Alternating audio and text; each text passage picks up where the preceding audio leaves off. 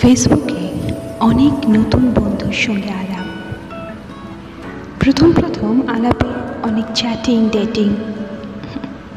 Dating বলতে চ্যাটিংয়ের মধ্যে dating, বন্ধুত্বটা চলতে থাকে।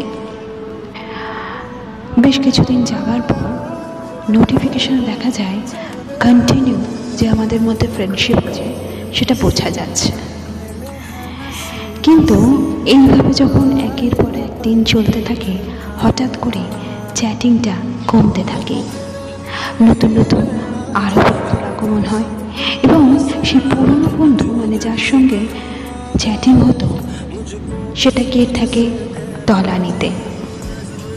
এইভাবে একের পর এক দিন চলে এবং নতুন বন্ধু সমাগমে পুরনো বন্ধু হাওয়া হয়ে যায়।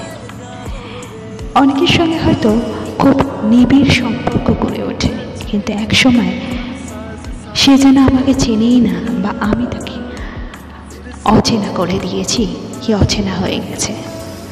এমনইটা হয়, তাই না? অনেক সময় মনে হয় সেই সব বন্ধুকে হয়তো কোথাও আছে ব্লক লিস্টের মধ্যে, তাদের হট করে, বা ফ্রেন্ড লিস্টে অ্যাড ফ্রেন্ড করা আছে, তাদের হট করে যদি একটু কথা বলা যায়, সেই সব দিনগুলোর কথা যদি মনে করিয়ে দেওয়া যায় যে কেমন ছিল আমাদের সেই সব দিন, কেমন হয়।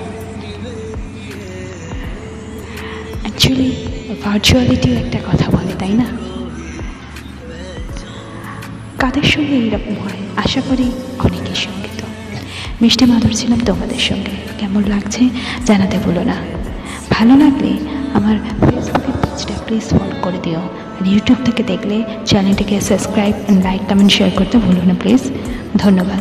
আবার অন্য কোনো দিন অন্য কোনো ভিডিওতে হাজির হব। Till then tata. সবাই ভালো থেকো, ভালো রেখো বন্ধুরা। আর তোমাদের উইশ খুব একান্ত প্রয়োজন, প্লিজ করো, শেয়ার করতে ভুলো না বন্ধুদের সঙ্গে।